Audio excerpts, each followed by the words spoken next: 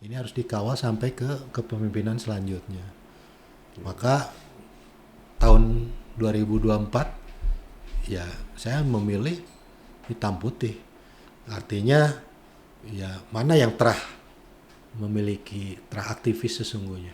Dan saya melihat sosok Pak Ganjar adalah sosok talenta aktivis. Dia lahir dari kampus UGM, dia lahir dari basis organisasi yang kaderisasinya jelas di GMNI, kemudian juga di partai, dan pikiran-pikirannya juga sangat.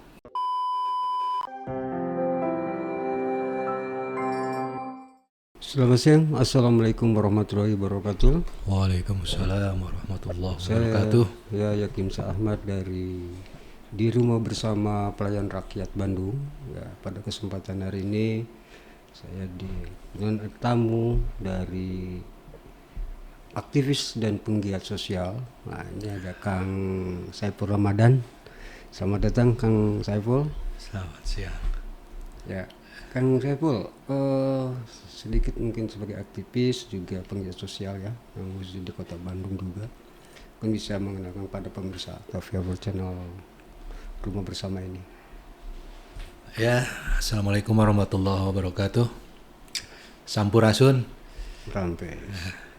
Saya Saiful Ramadan, 98 sebagai mahasiswa aktivis yang sempat tergabung di Jatinangor, tepatnya di Kopin. Kemudian ya lama berkelana di Jakarta, tepatnya di Lewinanggung. Itu di Badan Pengurus Pusat OI. Ya bersama Iwan Fals, juga para penggemarnya, fansnya yang berkegiatan di seni, olahraga, pendidikan, akhlak niaga, sopan disingkatnya. Kemudian balik Bandung bertepatan di tahun 2023, 1 tahun menjelang pergantian kepala negara. Iya. Jadi sampaikan KOI itu apa nih Kang? Ya? KOI itu apa? OI ini ormas.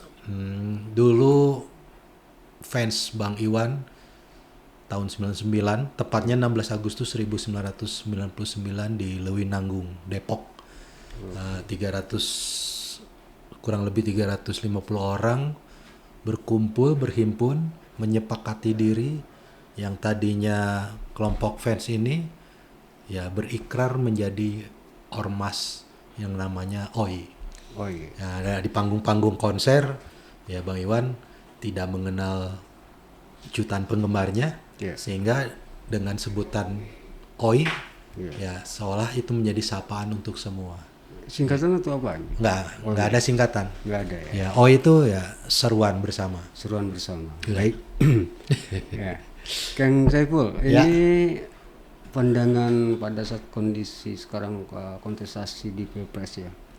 Akang selaku aktivis ya. Ini melihatnya seperti apa nih Kang pandangan Kang? Ya sebagai aktivis tentu hitam putih ya. Ya, satu komitmen perjuangan yang dibangun 98 dan itu melalui pergulatan dialektika tentu menjadi agenda yang harus dikawal bersama, tentang waktu itu anti KKN, selain dari turunkan Soeharto, kemudian juga ini harus dikawal sampai ke kepemimpinan selanjutnya. Maka tahun 2024 ya saya memilih hitam putih. Artinya ya mana yang terah aktivis sesungguhnya. Dan saya melihat sosok Pak Ganjar adalah sosok talenta aktivis. Dia lahir dari kampus UGM, dia lahir dari basis organisasi yang kaderisasinya jelas di GMNI, kemudian juga di partai, dan pikiran-pikirannya juga sangat berpihak kepada agenda-agenda kerakyatan. Dan saya pikir ya ini harus dikawal sampai tuntas, sampai menang di 14 Februari 2024 nanti. Baik. Ya kan. Di samping itu sebagai aktivis ya, juga penggiat sosial. Nah, kondisi dari saat ini ya melalui 21 programnya Ya. Pak Ganjar ini dari sisi sosialnya atau aktivisnya gimana nih Pak? Ya, kalau dirangkum sebenarnya kan ini ide yang sangat brilian. 21 program Ganjar Mahfud dengan kalkulasi anggaran yang kalau saya catat di sini program Ganjar Mahfud itu 500 T per tahun. Nah, artinya kalau dikali 5 menjadi 2.500 T per 5 tahun.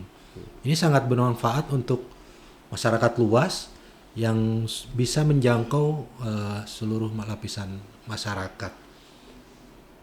Beda misalnya kalau dengan agenda yang dibangun oleh anggap tetangga sebelah, makan gratis gitu ya, susu gratis. Serapan anggarannya cukup tinggi ternyata.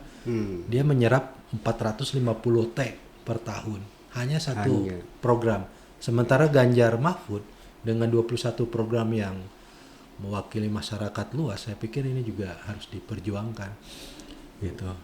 Nah, kalau saya secara karena basic adalah saya di kampus perjuangan ekonomi kerakyatan, tentunya sangat menarik karena di situ ada poin Pak Ganjar soal mengawal pembinaan koperasi dan UMKM.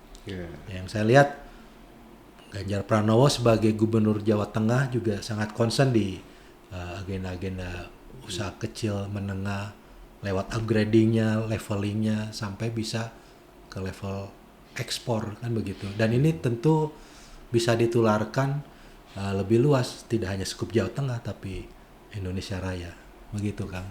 Ya, oke. Kang Saiful, ini mungkin dari Kang selaku aktivis ya di kampus ya waktu itu. Ini arahan yang dibuang kepada adik-adik kita seperti apa nih Kang? Karena mungkin di tingkat milenial juga kan banyak sekali ya. Oh ya. Iya, untuk kalangan milenial tentu literasi nggak boleh dilewatkan gitu. Jangan sekali-kali melupakan sejarah bahwa rangkaian Pilpres ini adalah rangkaian sejarah yang nggak bisa putus. Ada pelaku sejarah, ada juga momentum-momentum politik yang harus terkaitkan dengan momentum-momentum politik sebelumnya. Jadi himbauan kami kepada generasi milenial ya literasi sejarah juga harus kuat. Jangan sampai kita memberikan panggung politik kepada orang yang pernah berdosa secara sejarah, atau kita memberikan panggung kepada orang yang tidak tahu apa-apa karena tidak berdarah-darah tapi bermodalkan ya hanya gen darah seorang presiden, ya itu juga berbahaya menurut saya. Artinya bahwa memang kuatkan literasi, bangun selalu dialektika, dan itulah sesungguhnya identitas dari kaum muda, gitu Kang. Ya Kang. Kang Saiful, ini kegiatan sebagai penggiat sosial selama ini apa aja nih Kang? Saya sekarang saya senang dunia anak-anak. Terus saya bergaul sama sahabat dan kawan-kawan yang concern di dunia pendidikan di sekolah, ya kaum Umar Bakri. Jadi sehari-hari saya ngajar di sekolah di Lewinanggung. Saya bukan guru profesi, saya bukan guru bersertifikasi, tapi saya punya kepedulian terhadap pertumbuhan, psikologi, dan masa depan anak bangsa, dan itu harus dimulai dari generasi terkecil. SMP menjadi titik rawan untuk tumbuh anak menuju dewasa, dan saya di situ. Gitu. Ya, jadi ke pendidikan ya? Ya, pendidikan. Siap. Baik, untuk aktivitas sebagai aktivis masih terus ya? Ya, masih karena ya 98 kan. Ya, kita walaupun secara fisik terbatas karena udah usia, tapi secara giroh, secara gagasan tentu ini nggak boleh luntur gitu Kang. Itu yang harus dijaga secara marwahnya begitu. Marwahnya ya. Tapi dari aktivis-aktivis yang sejamannya Kang ini mungkin pada satu kontestasi ini banyak juga yang berseberangan atau gimana Kang? Oh iya, ya kita juga ya menghargai demokratisasi, menghargai pilihan politik. Tapi bagi saya ini prinsip ya bahwa ketika kita melakukan pengusungan agenda perjuangan politik ya harus tuntas dan harus dikawal. Ya kalaupun ada yang ya anggap 02, 01 ya nggak apa-apa. Kan ini kontestasi, marilah kita ya, akhirnya di sini kita bertarung secara strategi dan lain-lainnya. Iya. Baik Kang, mungkin Kang bisa menyampaikan kepada viewer channel dan pemirsa di tanah air ya untuk Siap. memberikan arahan dan himbauan ya baik aktivis juga kepada penggiat sosial di tanah air. Saya persilakan nih Kang. Selamat siang sahabat-sahabatku yang ada di tanah air atau bahkan di negara di luar sana. 14 Februari 2024 menjadi titik awal untuk momentum menciptakan sejarah dan peradaban baru. Maka kami mengajak sahabat-sahabatku dengan penuh kesadaran untuk hadir memberikan partisipasinya, memberikan suaranya dengan akal sehat dan nurani. Ganjar Mahfud adalah sebuah pilihan yang tepat untuk menyelamatkan identitas bangsa ini menuju cita-cita yang diinginkan bersama. Hidup Pak Ganjar, hidup Pak Mahfud. Ganjar Mahfud menang, menang, menang.